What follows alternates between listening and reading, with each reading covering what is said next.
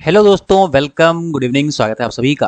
दोस्तों, आज की वीडियो आप सभी के लिए बेहद इंपॉर्टेंट होने वाली है क्योंकि आज की वीडियो में आपको एक नहीं तीन महत्वपूर्ण अपडेट मैं देने वाला हूं। तो अगर आप चैनल पर पहली बार हैं तो साथियों चैनल को सब्सक्राइब जरूर कर लीजिए ताकि आपके पास पल पल की अपडेट आती रहे। तो चलिए साथियों, बात करते हैं आज के सबसे पहले और सबसे इम्पोर्टेंट सवाल की, जो कि बच्चों के ढेर सारे क्वेश्चन इसी पर बेस आ रहे थे कि सर डीबी में लगभग कितने बच्चे बुलाए जाते हैं, किस हिसाब से, और इस हिसाब से कट ऑफ पर क्या असर पड़ेगा।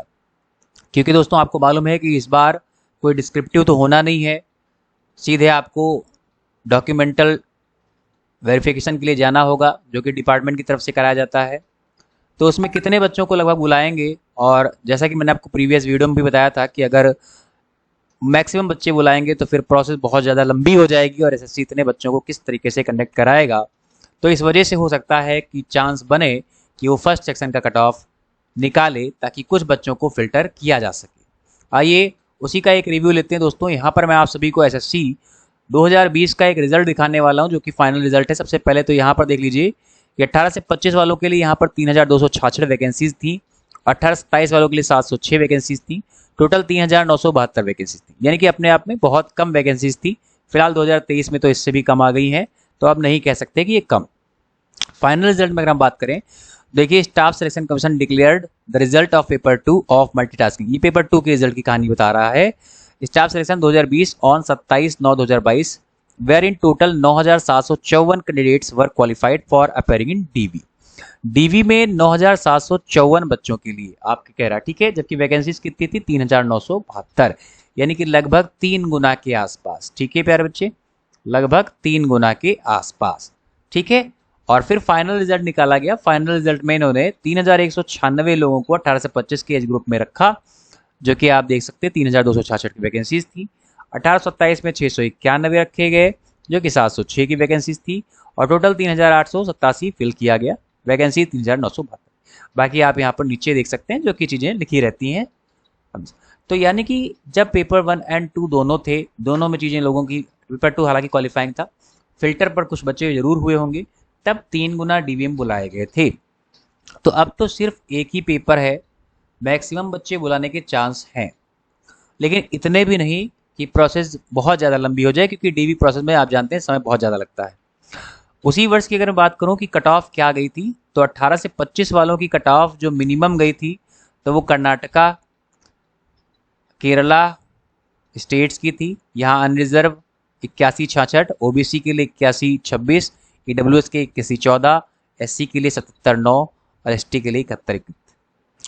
मैक्सिमम की बात करें तो बिहार से मैक्सिमम 98.61, ओबीसी में भी मैक्सिमम बिहार 99.21, हरियाणा में ईडब्ल्यूएस का 89.07 और एससी 88.02, वेस्ट बंगाल में, एसटी झारखंड 82.84। 18-27 वालों की बात करें तो मिनिमम में हमें तेलंगाना में 83.22 अनरिजर्व में, कर्नाटक में 81.78, कर्नाटक में 81.43, Lakshadweep and Tamil Nadu and Pondicherry ST के लिए। मैक्सिमम में आप देख सकते हो चंडीगढ़,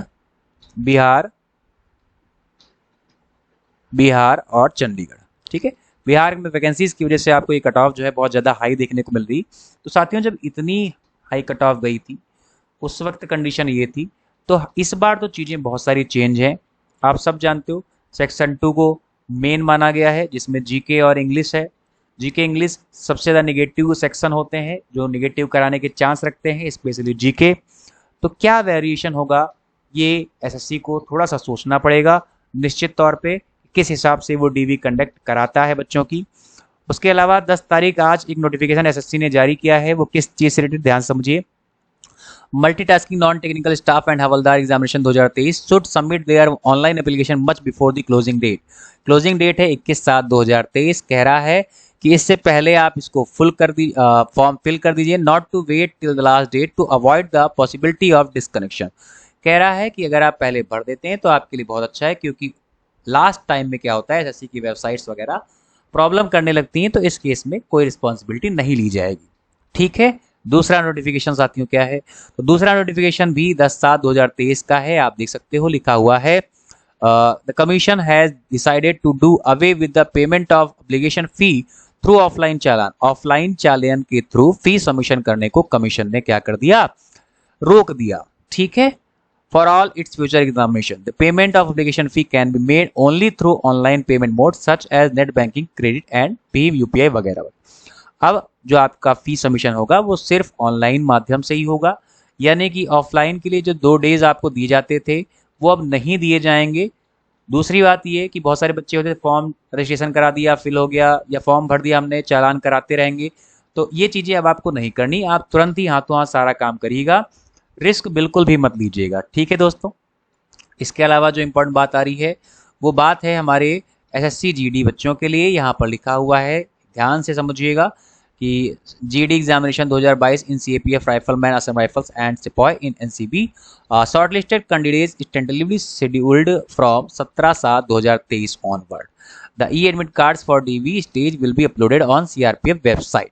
ठीक है, तो सीआरपीएफ की वेबसाइट पर आपके जो एडमिट कार्ड्स हैं वो अपलोड कर दिए जाएंगे। 17/7 तक आपकी जो कहानी है वो आ जाएगी, तो उनका भी इंतजार खत्म हो गया है, ये आप याद रखिए, वेट करिए आराम से। तो बाकी सारी चीज़ें आपको पता है मेरे प्यारे बच्चों, मैं यही आपको दिखाना चाह रहा था और सारी अपडेट मैंने आपको दे दी है कि यहाँ पर 2020 का जो हमारा फाइनल रिजल्ट जो कि लगभग कब देखिए 27/9/2022, ठीक है, को प्रोसेस कंप्लीट हुई थी। इसमें 3 गुना बच्चों को बुलाया गया था, जबकि ठीक ठाक कट ऑफ भी आपको देखने को मिली थी और वैकेंसीज बहुत कम थी।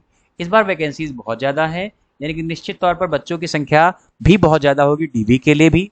तो ऐसे केसेस में एसएससी क्या कदम उठा सकता है ये थोड़ा सा देखना पड़ेगा। और मेरे ख्याल से जैसा कि आपके नोटिफिकेशन में लिखा गया था कि सेशन 1 क्वालिफाइंग है, तो क्वालिफाइंग ही होना चाहिए, लेकिन अगर वो ऐसा करता है तो ये बच्चों के साथ बिल्कुल भी अच्छा नहीं होगा और ऐसा करना भी नहीं चाहिए। ठीक है, क्योंकि मैक्सिमम बच्चे ऐसे थे जिन्होंने सेशन 1 को बहुत ही ज़्यादा लाइटली लेकर, क्वालिफाइंग लेकर, कुछ ने सिर्फ 12 ही क्वेश्चन अटैम्प्ट किए और कुछ ने तो ऐसा किया कि नहीं भी आ रहा था फिर भी सारे क्वेश्चन अटैम्प्ट कर दिए। तो ये गलती पहली बात तो बच्चों आपको करनी नहीं चाहिए थी, और दूसरी बात आपने किया है अगर, तो देखते हैं फिर क्या चेंजेस आते हैं। ठीक है, तो आप इस चीज़ को ध्यान रखें। मिलता हूँ नेक्स्ट वीडियो में, आज के लिए इतना ही। चीज़ें समझ में आई हो तो वीडियो को लाइक ज़रूर कर दीजिएगा। जय हिंद, जय भारत।